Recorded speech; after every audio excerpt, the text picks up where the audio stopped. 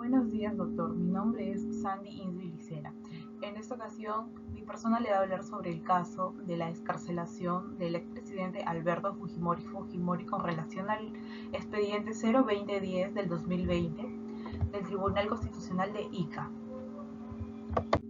Bueno, este es un caso muy mediático, ya que estamos hablando de un político, matemático e ingeniero agrónomo peruano de origen japonés, como el expresidente Alberto Kenji Fujimori Fujimori. Asumió ser presidente de la Asamblea Nacional de Rectores en 1987, fue elegido rector de la Universidad Nacional Agraria La Molina. El cargo lo ocupó hasta 1989. En torno a su figura surgió la corriente política de conservadurismo moderno denominada Fujimorismo. Como se recuerda, fue elegido por tercera vez en las elecciones del 2000, según los resultados oficiales, aunque con fuertes acusaciones de fraude electoral. A fines del año 2000, tras diversos escándalos de corrupción de funcionarios públicos ligados a su gestión, viajó de Perú hacia Brunei para así asistir a la cumbre anual de la APEC.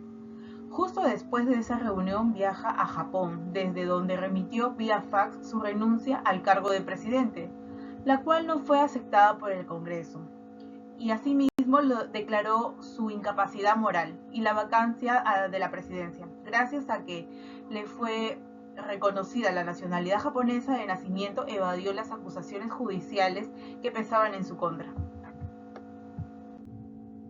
Hechos principales del caso. El expresidente peruano Alberto Fujimori fue condenado a 25 años de prisión por asesinato de 25 peruanos durante su gobierno de 1990 al 2000. Asimismo, estuvo preso desde el 2007 y fue sentenciado por varios delitos, entre ellos los crímenes ocurridos en Barrios Altos y La Cantuta, cometidos durante su gobierno. Tuvo un profundo impacto en la sociedad peruana y han llevado a una intensa controversia legal y social. Estos hechos claves son los siguientes.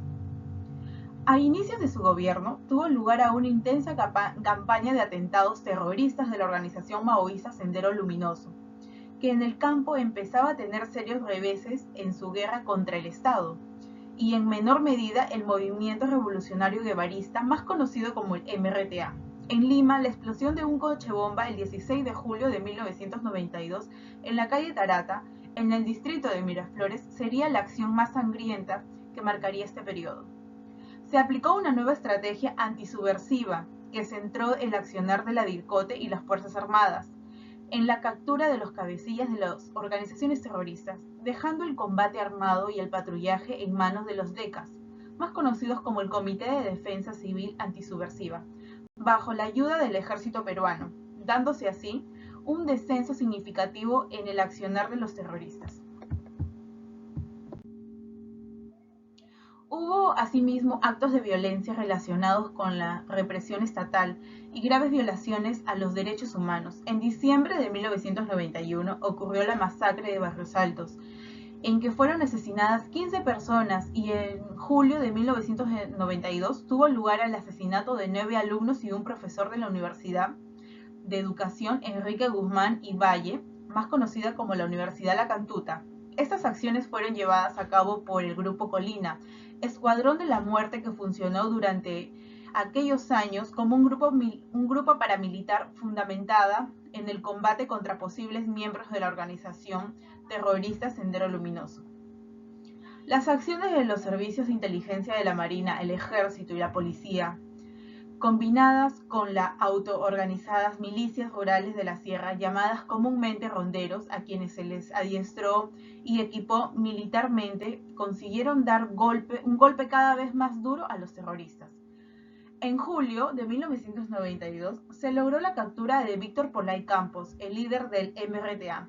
El 12 de septiembre se asestó el golpe decisivo al terrorismo. En esta fecha, el Grupo GEIN, siendo un grupo especial de la Dirección Nacional contra el Terrorismo, dirigida por el coronel Ketin Vidal, logró capturar pacíficamente al líder Abimael Guzmán, líder de Sendero Luminoso, quien pretendía establecer un régimen maoísta en el Perú, junto con varios miembros del Comité Central de la organización.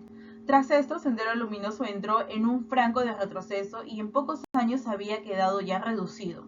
De esta forma se puso fin a una década de terrorismo de dicha organización.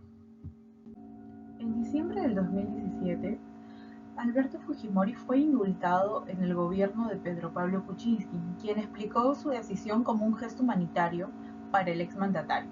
Menos de un año después, Fujimori regresó a prisión cuando en octubre del 2018 el juzgado de la Corte Suprema anuló el indulto, una decisión que se produjo luego de que los familiares de las víctimas acudieran a la Corte Interamericana para pedirles que se pronunciara. Entonces la Corte Interamericana acudió a la justicia peruana con el fin de revisar el indulto. En el 2018, la Defensoría del Pueblo presentó un informe indicando que el indulto no expresaba de forma suficiente las razones médicas que lo sustentaban.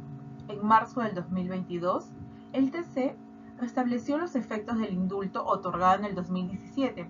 Sin embargo, el 30 de marzo del 2022, la Corte Interamericana de los Derechos Humanos solicitó al Estado peruano abstenerse de implementar dicha sentencia.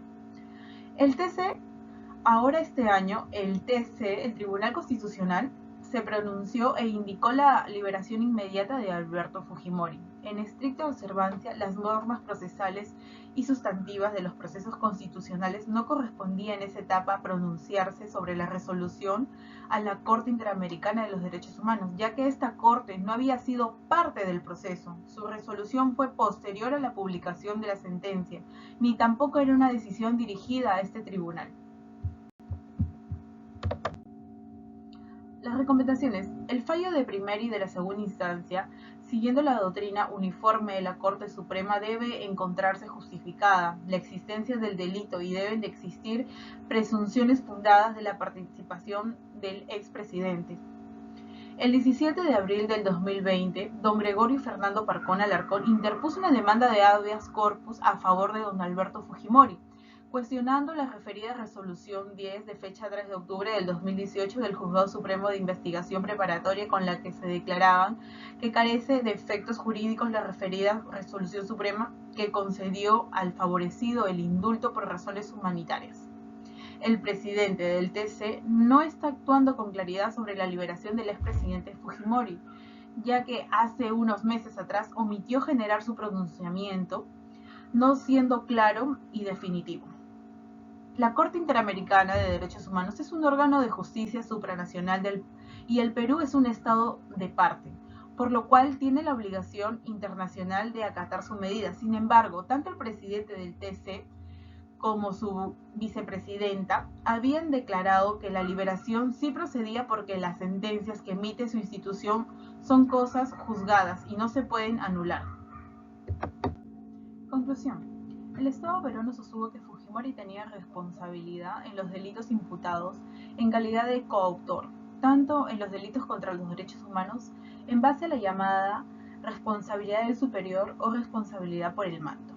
El Tribunal Constitucional, con esta última resolución, responde al recurso de reposición en el que se ratifica que las sentencias de la Corte Interamericana de Derechos Humanos sí son obligatorias, pero no las simples resoluciones de supervisión que puede emitir. En ese sentido, el TC, el mandato de supervisión de la Corte que impide liberar a Fujimori, enviada el 7 de abril del 2022, no es una sentencia. Por tanto, bajo ese criterio, no es vinculante, más sí las sentencias de la Corte Interamericana de Derechos Humanos sobre los casos de Barrios Altos y La Cantuta, que son del 2001 y del 2006. En otras palabras, para el TC, la Corte Interamericana no tiene competencia para juzgar sobre la libertad de Fujimori. El tribunal tiene en cuenta que el favorecido a la fecha ya ha cumplido aproximadamente las 2/3 partes de su condena, así como tiene una avanzada edad de 85 años y su salud se ve resquebrajada. Fujimori fue liberado gracias al indulto humanitario otorgado por entonces el presidente Pedro Pablo Kuczynski. Gracias.